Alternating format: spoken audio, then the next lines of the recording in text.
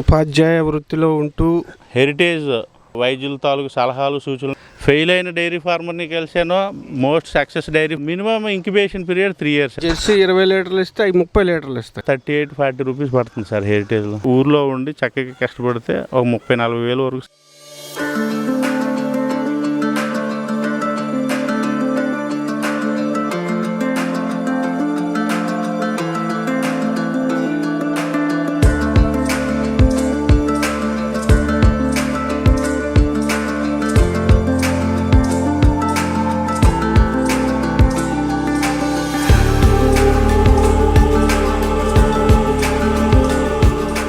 వ్యాపార సరళిలో డైరీ ద్వారా ఏ విధంగా దినదినాభివృద్ధి చెందవచ్చో ఈ డైరీ ద్వారా ఇప్పుడు తెలుసుకుందాము. ఇప్పుడు మనం విజయనగరం జిల్లా శృంగవరపుకోట మండలం భవానీ నగర్ గ్రామంలో ఉన్నాము. ఈ ప్రాంత అభ్యుదయ రైతు ఇందుకూరి అశోక్ రాజు దాదాపు 12 ఎకరాల్లో పశుగ్రాసాలను పెంచుతూ మరోవైపు డైరీని దినదినాభివృద్ధి చేశారు. ఈ డైరీలో ఇప్పుడు దాదాపు 60 వరకు పశువులు ఉన్నాయి, 45 వరకు పాడి పశువులు ఉన్నాయి. ఇట్లు ఇప్పుడు 25 పాడిలో ఉన్నాయి. వీటి ద్వారా రోజుకు 300 లీటర్ల పాల ఉత్పత్తి జరుగుతోంది. సాధారణ రైతుతో పోలిస్తే ఈ వ్యాపార సరళిలో నిర్వహించే డైరీలో కూలీల అవసరం ఉంటుంది కాబట్టి ఆర్థిక ఫలితాలు అనేవి కొంత తక్కువగా ఉన్నప్పటికీ అవగాహనతో ముందడుగు వేస్తే దీనిలో కూడా మంచి ఫలితాలు సాధించవచ్చని అశోక్ రాజు చెప్తా ఉన్నారు. సో పాడి పరిశ్రమలో ఈ రైతు అనుభవాలను ఇప్పుడు తెలుసుకుందాం.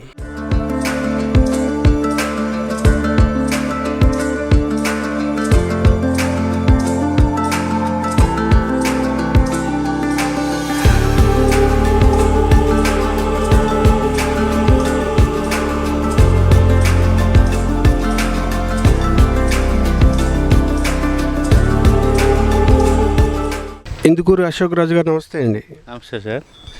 ఉపాధ్యాయ వృత్తిలో ఉంటూ మరోవైపు ఈ వ్యవసాయానికి అనుబంధంగా డైరీ వృత్తిని కూడా చేపట్టారు ప్రవృత్తిగా. ఎలా అనిపిస్తుందండి మీకు?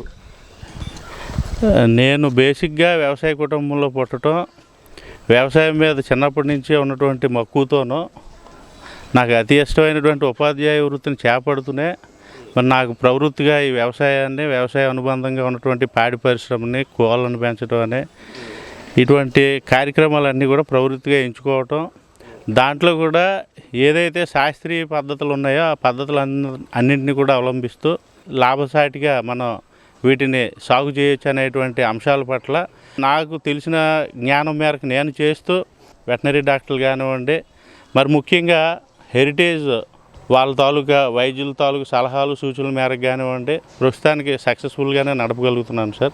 ఒక పక్కన మీరు విద్యార్థులకు పాఠాలు బోధిస్తూ ఉంటారు. ఇప్పుడు మీరు సహజ శైలికి అనుగుణంగా ఈ వృత్తిలో ఉన్నారు. ఒక రకంగా ఉపాధి రంగం ఇది. సో విద్యార్థులకు ఇట్లాంటి ఉపాధి రంగాల పట్ల కూడా అవగాహన కల్పిస్తే ఫ్యూచర్లో అద్భుతం జరిగే అవకాశం ఉంటుంది. అవును సార్. పిల్లలు ఎవరైతే డైరీ ఫార్మింగ్ మీద ఇంట్రెస్ట్, అగ్రికల్చర్ మీద ఇంట్రెస్ట్ ఉంటుందో వాళ్ళకి డైరీ ఫార్మింగ్ స్టార్ట్ చేసినప్పటి నుంచి దాన్ని వైబుల్గా నడపటం వరకు ఉన్నటువంటి శాస్త్రీయ పద్ధతులు కానీ దానికి ఉన్నటువంటి పూర్తి పరిజ్ఞానాలకి అందించే కార్యక్రమం అనేది గత 6-7 ఏళ్ల నుంచి ఇక్కడ నడుస్తుంది సార్. చాలా గొప్ప విషయం అండి. ఈ డైరీ ఫామ్ని ఎంత ఏరియాలో విస్తరించారండి? 50 సెంట్స్ ఉంటుందండి. షెడ్ కన్స్ట్రక్షన్ కానీ మిగిలిన ఎక్విప్మెంట్ పెట్టుకోవడానికి, ఇక్కడ రైతులు ఉండటానికి కావాల్సినట్టు క్వార్టర్ అన్నిటికీ కూడా ఒక 1/2 ఎకరం దీన్ని కేటాయించడం జరిగిందండి. మరి ఏవైతే క్యాటిల్ ఉన్నాయో వీటికి కావాల్సినటువంటి పశుగ్రాసం కోసం ఒక 10 ఎకరాలను కేటాయించడం జరిగింది. దాదాపుగా 7 రకాలు పశుగ్రాసాన్ని కూడా సాగు చేయటం. మరి మనం ఎలా అయితే వీక్లో ఒక్కొక్క రోజు ఒక్కొక్క రకమైనటువంటి ఫుడ్ తీసుకుంటే హ్యాపీగా ఫీల్ అవుతాం, వాటికి కూడా అన్ని రకాల ఆహారాన్ని అందించాలనేటువంటి ఆలోచనతో దాదాపుగా 7 రకాల పశుగ్రాసాలను సాగు చేయటం వాళ్ళకి వాటికి ఇవ్వటం జరుగుతుందండి. ఏమేమి పశుగ్రాసాలు? ఏపీబిఎన్ ఉంది సార్ నా దగ్గర, గినియా ఉంది, సూపర్ నేపియర్ ఉంది, కో3 ఉంది, కో4 ఉంది. సో ఎన్ని రకాల గ్రాస్ని కూడా పండించడం, ఎవ్రీ వీక్కి అలా గ్రాస్ కూడా వాటికి చేంజ్ చేస్తూ ఉంటానండి. ఇప్పుడు సూపర్ నేపియర్ అధిక కార్బోహైడ్రేట్లు, ప్రోటీన్లు కలిగి ఉంది. అవును సార్. సో ఇప్పుడున్న పశుగ్రాసాలన్నింటినీ కంపెన్సేట్ చేస్తూ ఉంది. అయితే ఏపీబిఎన్1 అలాగే మీరు అన్న గిన్నె కూడా చాలా ప్రత్యేక లక్షణాలు ఉంటాయి దాంట్లో. అది ఎన్ని ఆవులు ఉన్నాయండి ఇప్పుడు మన ఫామ్లో? ప్రస్తుతానికి ఒక 60 వరకు ఉన్నాయి సార్ ఆవులు. దూడ ఆవు అన్నీ కలుపుకుని ఒక 60 ఆవుల వరకు ఉంటాయి. పాలిచ్చే ఆవులు ఎన్నండి? పాలు ఇచ్చే ఇప్పుడు ఒక 25 వరకు ఉన్నాయి సార్. అంటే సుమారుగా 45. ఈ ఎక్స్టెన్షన్కి వెళ్ళటానికి నాకు మరి ఇది పార్ట్ టైం జాబ్ అవ్వటం వల్ల ఎక్స్టెన్షన్కి వెళ్ళలేకపోతున్నాను. ఎక్స్టెన్షన్కి వెళ్ళి సైంటిఫిక్గా చేసుకుని చక్కగా చేసుకుంటే వైబుల్ అయ్యే ఫార్మింగేనండి. ఉన్నంతలో చాలా గొప్పగా చేశారండి మీరు. ఆ పూర్తిగా శాస్త్రీయ పద్ధతుల్లో ఒక పక్కన మిల్కింగ్ మిషన్లు పెడుతున్నారు, అలాగే షెడ్ కూడా చాలా కన్స్ట్రక్టివ్గా ఉంది. ముందు ఎక్కడ గమనించారండి ఇలా చేయాలి అని? అంటే దాదాపుగా నేను డైరీ ఫామ్ స్టార్ట్ చేసే టైంలో ఫెయిల్ అయిన డైరీ ఫార్మర్ని కలిశాను, మోస్ట్ సక్సెస్ డైరీ ఫార్మర్ని కలిశాను. వాళ్ళు చెప్పినటువంటి సూచనలు సలహాలన్నీ కూడా ఫాలో అవుతూ ఇవన్నిటిని కూడా ఈరోజు నేను ఎస్టాబ్లిష్ చేసుకుని కొంచెం సక్సెస్ఫుల్గా నడపగలుగుతున్నాను. ఫెయిల్ అవ్వడానికి కారణాలు తెలుసుకుంటే విజయం అనేది ఈజీ అవుతుందండి. ముఖ్యంగా నేను ఫెయిల్ అయిన వాళ్ళందరిలో కూడా గమనించింది ఏంటంటే సార్, ఫస్ట్ వాళ్ళు డైరీ ఫార్మింగ్ స్టార్ట్ చేయటమే దీన్ని లాభసాటిగా ఉండేటువంటి ప్రాజెక్టుగా వాళ్ళు తీసుకోవటం, రోజు ఎంత డబ్బులు వస్తాయని లెక్కపెట్టి డైరీ ఫార్మింగ్ చేసే వాళ్ళే ఎక్కువ ఫెయిల్ అయ్యారండి. ఎవరైతే ఆదాయం దీని నుంచి వస్తుందండి, అల్టిమేట్గా అయితే వస్తుంది. 3 సంవత్సరాలు ఓపిక పట్టాలి. మినిమం ఇంక్యుబేషన్ పీరియడ్ 3 ఇయర్స్ అండి. 3 ఇయర్స్ పాటు అతను ఏం చేయాలంటే అతను కొన్న ఆవులు కానీ అతను సాగుతున్నటువంటి ఆవులు కూడా అంతే ఇష్టంతోనూ ఫ్యామిలీ మెంబర్స్ని ఎలా అయితే ఇష్టపడి వాళ్ళని చక్కగా వాళ్ళ బాగోగులు చూసుకుంటాడో వీటి మీద కూడా అంతే అఫెక్షన్తోనూ లవ్తో కనుక దీన్ని సాకినట్లయితే ఒక 3 ఇయర్స్ పాటు ఓపికగా సహనంగా ఎంత వస్తుందని లెక్క పెట్టేదానికంటే ఎంత ఇంట్రెస్ట్గా ఎంత దీన్ని హైజెనిక్గా నడుపుతున్నాం అనేది చూసినట్లయితే ఖచ్చితంగా 3 ఇయర్స్ తర్వాత వైబుల్గా ఉండి వాళ్ళు ఏదైతే ఎక్స్పెక్టేషన్స్తో ఈ ఫార్మింగ్ స్టార్ట్ చేస్తారో ఆ ఎక్స్పెక్టేషన్స్ అన్నీ ఫుల్ఫిల్ అవుతాయి సార్. యాక్చువల్గా ఈ పశువుల సంతతి ద్వారానే నెక్స్ట్ జనరేషన్ ద్వారానే ఎక్కువ ఆదాయం వస్తుంది, పెట్టుబడి అనేది తగ్గిపోతుంది రైతుకి. ఇప్పుడు 25 ఆవులు పాడిలో ఉన్నాయి, సుమారుగా మొత్తం పాడి పశువులు 45 ఉంటాయండి. 52 వరకు ఉంటాయి సార్. సో ఇప్పుడు షెడ్ కూడా చాలా కన్స్ట్రక్టివ్గా ఉందండి. ఎలా నిర్మించారండి? ఎన్ని పశువులకు అనుగుణంగా నిర్మించారు? ఒక్కొక్క షెడ్లో ఒక 20 ఆవులు ఉండటానికి అనుకువగా ఉంటుంది సార్. ఇది వెడల్పు వచ్చి ఒక 30 ఫీట్ వెడల్పును ఒక 50 ఫీట్ లెంత్ ఉంటుంది సార్. ఇప్పుడు ఆవులను చూస్తే ఒక పక్కన జెర్సీ ఉన్నాయి, మరో పక్కన హెచ్ఎఫ్ ఉన్నాయి. ఏ జాతులు ప్రిఫర్ చేశారండి? అంటే ఇవి ఈ విజయనగరం జిల్లాలో పరిసర ప్రాంతాలు మొత్తం కూడా జెర్సీ అనేవి ఎక్కువగా కనపడుతున్నాయండి. అంటే హోలిస్టీన్ ఫ్రీజియన్ అనేది హై మిల్క్ ఈల్డర్ అండి. వాతావరణ పరిస్థితులకు అనుగుణంగా దానికి కావాల్సినటువంటి ఫీడింగ్లో కానీ దాన్ని షెడ్ మెయింటెనెన్స్ కనుక చేసుకుంటే హోలిస్టీన్ ఫ్రీజియన్ హెచ్ఎఫ్ ఆవులను కూడా చక్కగా మనం పెంచవచ్చు. కానీ ఎక్కువ మంది రైతులు ఏంటంటే వేసవిలో వీటికి వచ్చేటువంటి ఇబ్బందులు ఇవన్నీ పరిగణలోకి తీసుకొని ఎక్కువగా జెర్సీ అంటే మన ప్రాంతానికి అనుకూలంగా ఉండేటువంటి జెర్సీని ఎక్కువగా పెంచడానికి ఇష్టపడతారు. మరి జెర్సీ కంటే ఎక్కువ ఈల్డింగ్ ఇచ్చే హోలిస్టీన్ ఫ్రీజియన్ కాబట్టి హోలిస్టీన్ ఫ్రీజియన్కి వెళ్ళినప్పుడే ఇది వైబుల్గా ఉంటుందని నా తాలూకా పర్సనల్ ఎక్స్పీరియన్స్ అండి. జెర్సీ 20 లీటర్లు ఇస్తాయి, 30 లీటర్లు ఇస్తాయి. అయితే జెర్సీలో ఈ వెన్న శాతం అధికంగా ఉంటుంది అంటారు, ఎంతవరకు నిజమండి? ఉంటుందండి. జెర్సీలో హోలిస్టీన్ కంటే కొద్దిగా వెన్న శాతం ఎక్కువ ఉంటుంది. కానీ మనం ఇచ్చేటువంటి ఫీడ్ బట్టి ఈ సూపర్ నేపియర్ గ్రాస్ని అలాగే గ్రెయిన్ ఫీడ్ చక్కగా వాడినట్లయితే అలాగే ఆయిల్ కేక్ ఇవన్నీ వాడినట్లయితే జెర్సీతో సమానంగా వచ్చేటువంటి ఫ్యాట్ ఎస్ఎన్ఎఫ్ని మనం మెయింటైన్ చేయొచ్చు సార్.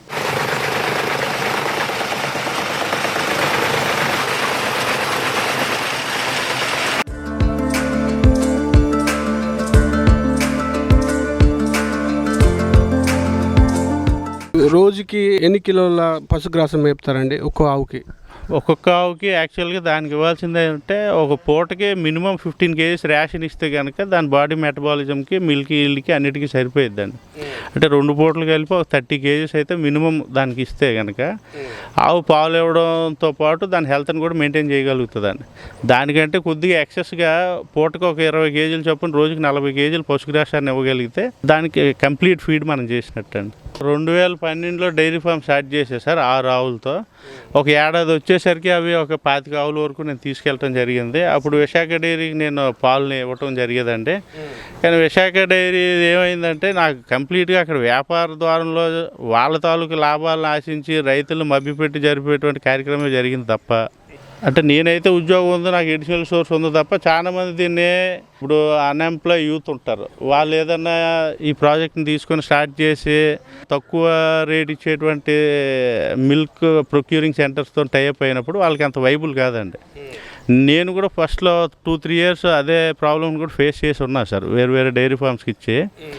వన్స్ నేను హెరిటేజ్తో టైఅప్ అయిన తర్వాత వాళ్ళు నాకు మిల్క్లో ఇచ్చే ప్రైస్ కానివ్వండి, ఫీడింగ్ కానివ్వండి, మినరల్ మిక్చర్స్ కానివ్వండి, నాకు హెల్త్ అసిస్టెన్స్, క్యాటిల్ కావాల్సినటువంటి హెల్త్ అసిస్టెన్స్ కానీ నేను గత 9 years నుంచి వాళ్ళతో జర్నీ చేస్తాను. I was very satisfied with them sir. పాడి పశువుల్లో పాల దిగుబడి ఏ విధంగా ఉందండి? వీటిలో మ్యాక్సిమం నా దగ్గర ఇచ్చేది 14-15 లీటర్స్ పూటకి ఇచ్చేటువంటి ఈల్డర్స్ కూడా ఉన్నాయండి. ఆన్ యావరేజ్ దాని తాలూకా మిల్కింగ్ పీరియడ్లో దాదాపుగా 10 నెలలు 9 నెలల పాలు తీసే కాలం ఉంటుంది. ఈ కాలాన్ని యావరేజ్గా అంటే ఫస్ట్లో ఒక 30 days వరకు 7-8 లీటర్స్ ఇచ్చి, తర్వాత 35-40 days దాటినాక 14-15 లీటర్స్ ఇచ్చి అలా క్రమేపీ తగ్గినటువంటి పరిస్థితి. ఆన్ యావరేజ్ లెక్క వేసినా కూడా ఒక 5-6 లీటర్స్ ఆ మిల్కింగ్ పీరియడ్లో ఇచ్చినటువంటి ఆవులు ఉన్నాయి సార్ నా దగ్గర. సాధారణంగా ఆవుల్లో 4,000 నుంచి 5,500 లీటర్ల వరకు పాల దిగుబడి రావాలని చెప్తారు. సుమారుగా ఒక ఈతకాలంలో మీ దగ్గర ఎంత ఉంటుందండి పాల దిగుబడి? ఇప్పుడు మనం చెప్పుకున్నటువంటి లెక్క ప్రకారం అయినా కూడా ఆల్మోస్ట్ ఒక 300 days మిల్కింగ్లో ఉంటున్నాయి కదా సార్ 10 months అంటే. Sir morning evening on average చెప్పుకున్నా కూడా రోజు 15 లీటర్స్ అంటే ఆల్మోస్ట్ 4,500 లీటర్స్ to 5,000 వస్తున్నాయి సార్. జెర్సీలో ఎలా ఉందండి పాల దిగుబడి? జెర్సీలో కొద్దిగా తగ్గుతాయి సార్. 3,500, 3,000 నుంచి 3,500 వరకు వస్తాయి సార్. ఓన్లీ హెచ్ఎఫ్లో అధిక పాల దిగుబడి ఉందండి. సో వెన్న శాతం ఏ విధంగా వస్తుందండి మీకు? వెన్న శాతం నాది వచ్చేసరికి 4 to 4.8 వరకు కూడా వచ్చిన సందర్భాలు ఉన్నాయండి. యావరేజ్గా 4.3, 4.4 అయితే అలా కన్సిస్టెంట్గా ఉంటుంది సార్. ఎస్ఎన్ఎఫ్ కూడా ఎప్పుడు 8.4 నుంచి 8.6 మధ్యలోనే ఉంటుంది సార్ ఈ 12 years. రేట్ ఎలా వస్తుందండి పాలకి? ప్రస్తుతానికి నాకు 38-40 రూపీస్ పడుతుంది సార్ హెరిటేజ్లో. వేరే డైరీ ప్రొక్యూర్మెంట్ సెంటర్స్లో అయితే 30 రూపాయల గంట వచ్చే పరిస్థితి లేదండి. సో ఇప్పుడు రోజు పాలు తీస్తాం పశువుల నుంచి, ఎన్నో పోషకాలు వెళ్ళిపోతూ ఉంటాయి. దీన్ని మినరల్ మిక్సర్, కాల్షియం అని కంపల్సరీగా వాడమంటారు. ఎంత మోతాదులో ఇవ్వాలండి? మిల్క్ ఈల్డింగ్లో ఉన్నప్పుడు calcium every month first 10 days ఇస్తారు సార్. ఒక్కొక్క పశువుకి రోజుకు 100 ml చొప్పున ఇస్తారు సార్. ఎందుకంటే త్రూ మిల్క్ కాల్షియం బయటకు పోతుంది కాబట్టి దానికి మళ్ళీ కాల్షియం సప్లిమెంట్ మనం ఇవ్వాలి. అలాగే మినరల్ మిక్చర్ కూడా ఫస్ట్ 10 days ఇస్తారు సార్. అలాగే మీకు ఎవ్రీ 3 months or 4 monthsకి ఒకసారి డీవార్మింగ్ చేస్తాను. డీవార్మింగ్ చేసిన తర్వాత ఒక 15 days పాటు వాటికి లివర్ టానిక్ కూడా ఇస్తారు సార్. అలా ఇచ్చిన తర్వాత మన ఈ షెడ్యూల్ కనుక ఫాలో అయితే కనుక బాడీలో ఉన్నటువంటి వార్మ్స్ని డీవార్మ్ చేయొచ్చు. అలాగే పోషకాలని కూడా తిరిగి భర్తీ చేయవచ్చు. ఓవర్ ఫీడ్ కూడా చేసే పరిస్థితి ఉంటుందండి. ఎక్కువ పాలు ఇవ్వాలి కాబట్టి దానికి ఎక్కువ ఫీడ్ కూడా చేస్తాం మనం. చేసినప్పుడు లివర్ మీద లోడ్ ఉండి లివర్ తాలూకు ఫంక్షనింగ్ కూడా కొద్దిగా డిస్టర్బ్ అవుతుందండి. ఎన్ని కేజీలు దాణా ఇస్తారండి రోజుకి అది ఇచ్చే పాలు బట్టి సార్. ఒక బోటకి ఒక 10 లీటర్ల పాలు ఇచ్చింది అనుకోండి సార్, దాంట్లో హాఫ్ గ్రెయిన్ ఫీడ్ ఇస్తాం సార్. 5 kgs ఇస్తాం సార్. పశుగ్రాసాలకి ఇది అదనం దాణా అనేది. గ్రీన్ ఫాడర్లో అన్ని రకాల పోషకాలు దొరకకపోవచ్చు అండి. కానీ మనం ఇచ్చేటువంటి గ్రెయిన్ ఫీడ్లో ఏమవుతుందంటే ప్రోటీన్ ఇస్తాము, ఫ్యాట్ ఇస్తాము, కార్బోహైడ్రేట్ ఉంటుంది. సో దానికి కావాల్సిన బ్యాలెన్స్డ్ డైట్ మనం ఇవ్వడానికి ఉంటుందండి గ్రెయిన్ ఫీడ్ ఇవ్వటం ద్వారా. సహజంగా మంద వృద్ధి చెందాలంటే పునరుత్పత్తి యాజమాన్యం బాగుండాలంటారు. పశువుల్ని ఎప్పుడు కట్టించాలండి అసలు? మీకు యాక్చువల్గా డెలివరీ అయిన ఎలా అయితే హ్యూమన్లో ఈస్టర్ సైకిల్ ఎవ్రీ 28 daysకి ఉంటుందో, క్యాటిల్కి వచ్చేసరికి ప్రతి 20 రోజులకు ఒకసారి అవి హీట్కి రావటం, ఎగ్ ప్రొడ్యూస్ చేయటం జరుగుతుంది సార్. మరి ఆ సైకిల్ మనం అబ్జర్వ్ చేసి డెలివరీ అయిన తర్వాత 60 రోజుల నుంచి మొదలుపెట్టి ప్రతి 20 రోజులకి అది వచ్చినటువంటి హీట్ని జాగ్రత్తగా ఐడెంటిఫై చేసుకుని కన్సీవ్ చేయించడం మంచిదండి. ఈయన 3 నెలలు ఖచ్చితంగా కట్టించాలండి. మీకు డైరీ ఫార్మింగ్లో ఛాలెంజింగ్ టాస్క్ ఏంటంటే వేగంగా చూడు కట్టించడమే ఛాలెంజింగ్ టాస్క్ అండి. ఒకవేళ కొన్ని పశువులు కట్టవు, ఎందుకని అంటారు ఆ సమస్య వస్తుంది? అంటే మినరల్ డెఫిషియన్సీ ఉండవచ్చు సార్. అలాగే క్లైమేటిక్ ఫ్యాక్టర్ కొంత ఉంటుంది. మనం ఒకవేళ బుల్ని కనుక వాడినట్లయితే బుల్ పొటెన్షియల్ ఉండాలి. లేదు మనం ఆర్టిఫిషియల్ ఇన్సెమినేషన్ చేసినప్పుడు సెమన్లో అన్న కూడా అంటే బోల్డ్ ఫ్యాక్టర్స్ ఉంటాయండి. ఒకటే అవగాహన అనేది ఉండాలి. డైట్ ఫ్యాక్టరేనండి. దానికి ఇచ్చేటువంటి పౌష్టికాహారం మీదే దాని తాలూకా సంతానోత్పత్తి అనేది డిపెండ్ అయ్యి ఉంటుంది. ఫస్ట్ ఆఫ్ ఆల్ ప్రతి రైతు కూడా ఏం చేయాలంటే దానికి కావాల్సిన ఫీడ్ని, అంటే దానికి రోజు ఇచ్చేటువంటి కార్బోహైడ్రేట్, ప్రోటీన్, ఫ్యాట్తో పాటు మినరల్ మిక్చర్స్ అని, కాల్షియమ్స్ అని ఇవన్నీ కూడా ఇచ్చుకుంటే మన బాడీ మెటబాలిజంతో పాటు దాని తాలూకు రీప్రొడక్టివ్ సిస్టమ్ కూడా చక్కగా డెవలప్ అయ్యి ఉంటుందండి. ఈ సంకర జాతి ఆవులు అనేవి చాలా సున్నితమైనవి చెప్తారు. జెర్సీ అనేది కొంత మన వాతావరణ పరిస్థితులకు బాగా తట్టుకునే అవకాశం ఉంది, కానీ ఈ హెచ్ఎఫ్లో ఆ గుణం లేదు. అయితే మన నేటివిటీకి అనుగుణంగా విదేశీ రక్తం కొంత, ఇది మన రక్తం కొంత ఉండేటట్లు జాగ్రత్తలు తీసుకున్నారు. అయినా కూడా వీటిలో పొదుగు వాపని, ఇతరత్ర ఆరోగ్య సమస్యలు, జ్వరాలని రకరకాలు వస్తుంటాయి. వాటిని ఎలా అధిగమిస్తా ఉన్నారండి? ప్రతిరోజు మనం చిన్నపిల్లని సాకినట్టే సాకాల్సి ఉంటుంది సార్ డైరీ ఫామ్ని. ఎందుకంటే మీరు చెప్పినట్టు ఈ ఏదైతే బాగా పాలు ఇచ్చే ఆవు ఉందో దాని పొదుగు పెద్దది ఉంటుంది. సో దాంట్లో ఎక్కువ మిల్క్ ఈల్డింగ్ కాబట్టి దానికి పొదుగు వాపు కూడా ఎక్కువ వచ్చే అవకాశాలు ఉంటాయి సార్. పొదుగు ఆరోగ్యాన్ని చూడటం అంటే కంప్లీట్గా మిల్క్ని డ్రైన్ చేయటం, పాలు తీసేటప్పుడు చక్కగా హైజెనిక్గా చేతులు శుభ్రం కడుక్కోవటం, లేదా మిషన్ చక్కగా హైజెనిక్గా ఉండి మిల్క్ అవుట్ చేయటం అంటే పాలు తీయటం అనేది చేయాలి.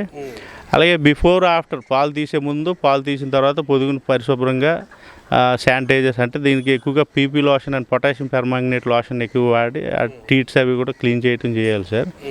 అలాగే ఎప్పుడన్నా పొదుగులో ఏదన్నా ప్రాబ్లం వచ్చిందంటే వెంటనే ఐడెంటిఫై చేయటం, దానికి వెంటనే మెడికేట్ చేయడం చేసినట్లయితే ఇమీడియట్గా తగ్గిపోయేది సార్. పొదుగువాపు అనేది పెద్దగా ప్రాణాంతకం కాదు, ఆవును చెడదీసే అంత జబ్బు కాదు. ఈ సమస్యకి సొల్యూషన్ ఉంది.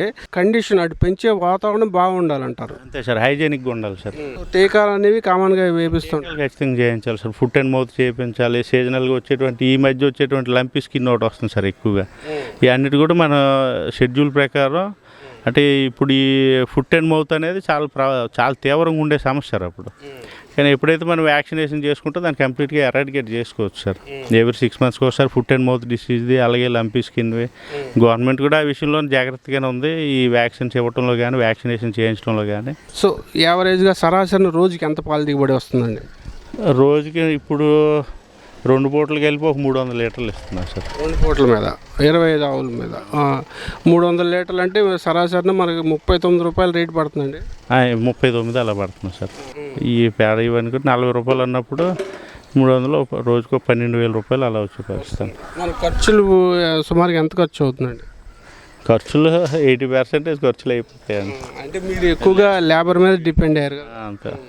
ఎవరైనా అవ్వాల్సిందే సార్. నా దగ్గర అంతా మెకనైజేషన్ సార్. గడ్డి కోసేది మిషన్, ఇక్కడికి వచ్చి చాప్ కటింగ్ చేసేది చాప్ కటింగ్ మిషన్, అలాగే మిల్కింగ్ కోసం మిల్కింగ్ మిషన్ ఉంది, క్లీన్లు చేయడానికి ప్రెషర్ పంపులు ఉన్నాయి, అన్ని మిషనరీ మీద వెళ్తుంది సార్. వెళ్ళినప్పుడు కూడా మనుషులతో కూడా ఇది అయ్యి పని, లేబర్ వేజెస్ పెరిగినాయి, మరి వాళ్ళ అవసరాలు తీరడానికి అవి. ఎంతమంది పని చేస్తారండి ఫామ్లో?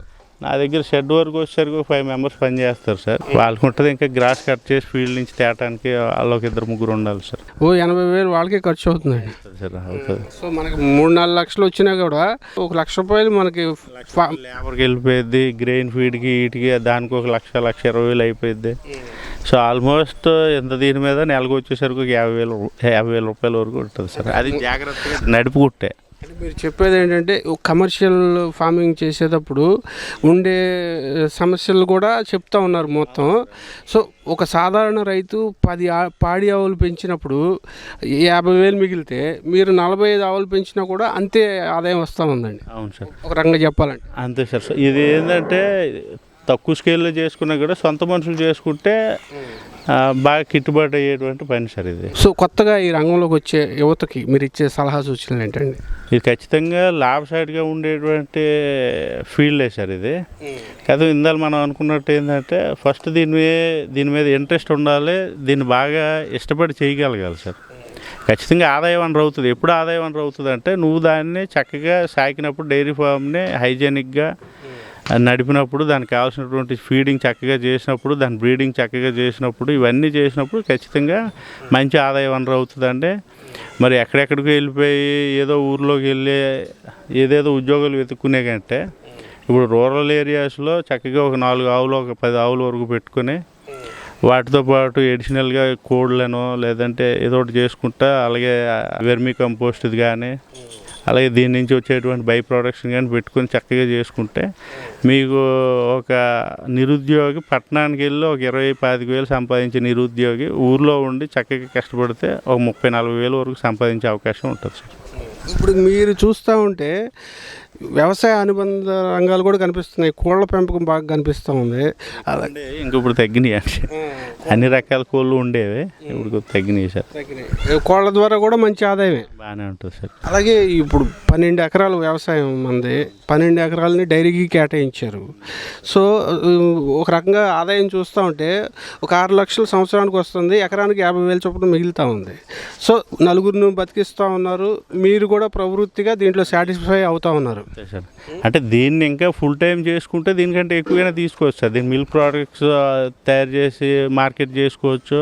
అలాగే ఏదైతే మిల్క్ ఉందో డైరెక్ట్గా కస్టమర్కి డోర్ రీచ్ అయ్యేటట్టు చేసుకున్నప్పుడు ఇంకెంతకన్నా ఎక్కువ వచ్చే అవకాశం ఉంటుంది సార్. పాల ద్వారా మాత్రమే ఆదాయం గమనించాము, ఇంకా పేడ ద్వారా అదనంగా వస్తుంది. ఇవన్నీ ఉంటాయి కదా సార్. దీని నుంచి వచ్చేటువంటి దూడలు ఉంటాయి కదా సార్. ఈ దూడలు పెరిగినాక వీటిని సేల్ చేసుకునేటప్పుడు ఆదాయం అడిషనల్గా ఉంటుంది. దీని నుంచి వచ్చేటువంటి పెంట అమ్మేటప్పుడు ఆదాయం అడిషనల్గా ఉంటుంది సార్.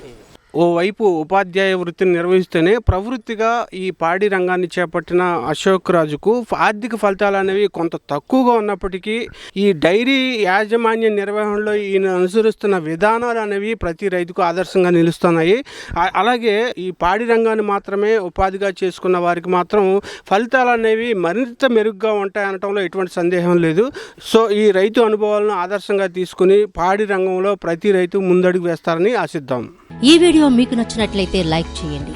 కర్షక మిత్ర యూట్యూబ్ ఛానల్ను సబ్స్క్రైబ్ చేసుకోండి. మరిన్ని తాజా కార్యక్రమాల కోసం పక్కనున్న గంట సింబల్ నొక్కండి. ఖచ్చితంగా మీ అభిప్రాయాన్ని కామెంట్ రూపంలో తెలియచేయండి. ఈ వీడియోను షేర్ చేసి మరింత మంది రైతులకు ఈ సమాచారం చేరువ చేయండి. ధన్యవాదములు.